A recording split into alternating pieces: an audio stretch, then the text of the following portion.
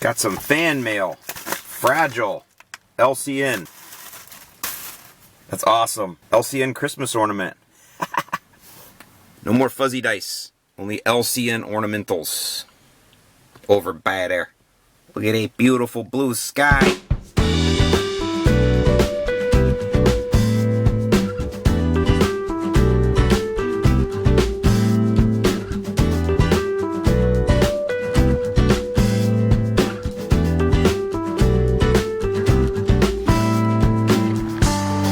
Hey, what's up, lawn care nuts? Happy winter. So I want to catch you up on something. You guys may remember about 2 weeks ago or so, I discovered that I had a severely clogged air filter. And in fact, I cranked on my mower trying to start it, not realizing the air filter was so clogged, and did this. The reason it got so dirty, and I should have known, is because I was doing all this rehab earlier and I stirred up a ton of dust and just totally clogged it, which caused backup and flooding. So I went ahead and changed my air filter, but at the same time I thought, you know, you probably should go ahead and change your spark plug too, Hayne. Either way, the last time I had it done, I had just taken it to the dealer, I had them change the oil, they did some maintenance on it, and they changed the spark plug for me. So this is the first time in a while that I'm changing the spark plug on my own. And I figured, why not make some video content out of it? And I'll show you how to change the spark plug in your Toro Super Recycler, as well as give you a little bit of a hint on the actual spark plug that come on these based on the model year. One thing's for sure, now that I live in Florida, I'll definitely need to change it at least once a year because the longer growing season means a lot more hours on the mower each season. By the way, check out this sweet shirt. Alright, so before we get started, let's line up the numbers. You can see here on my engine housing, I've got a 2011 model year Toro Super Recycler, and my model number is 20381. My serial number is 3120 plus. This is important because there's a little bit of confusion that I found with these super recyclers, especially these early model years. So what's interesting here is when you look online, I don't see anywhere where I can download an owner's manual for a 2011 Toro Super Recycler. I can find 2012, and I think at some point after 2012, maybe 13, they started calling it TXP for some reason. So somewhere when they did that switch over from non-TXP to TXP, again, whatever that means, they also changed the engine a little bit. And the spark plugs are actually completely different. So this is the correct spark plug for my 2011 model, which I think is probably a 2012 with a late 2011 engine, I'm guessing. But this is the spark plug here, and this is the part number. Now the most important thing you can do is just take the old spark plug out and compare it to your new one and make sure they look alike.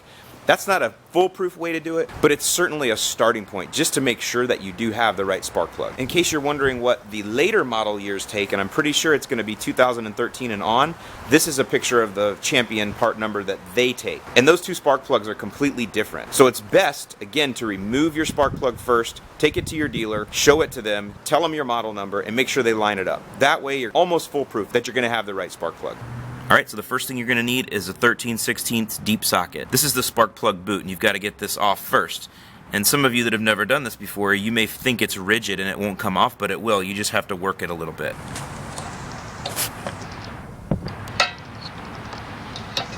So go ahead and just push that up out of the way. You don't want to put any unnecessary force on this, but again, you can just kind of push it up under there, up under that housing and get out of the way. And then there's your existing spark plug right there.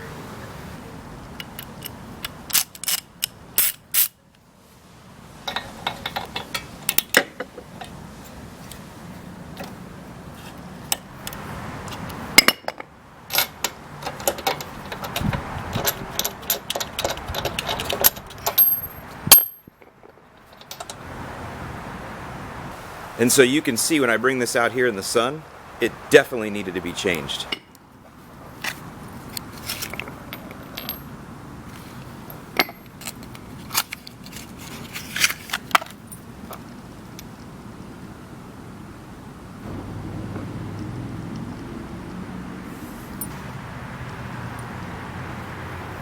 Sometimes it can be a little tricky to get this threaded just because it doesn't sit in there exactly straight. So propping the lawnmower up can help you, or just be a little patient and feel your way through it. Definitely don't jam it in though.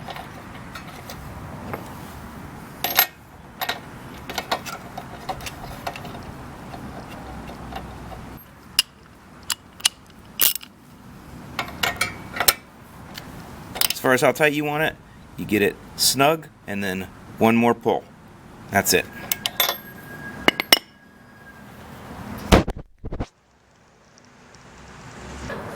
push the boot back up in there until it won't go anymore. I'm not wailing on it, but I'm definitely kind of easing it in there. See, it won't go any further. I know I'm seated.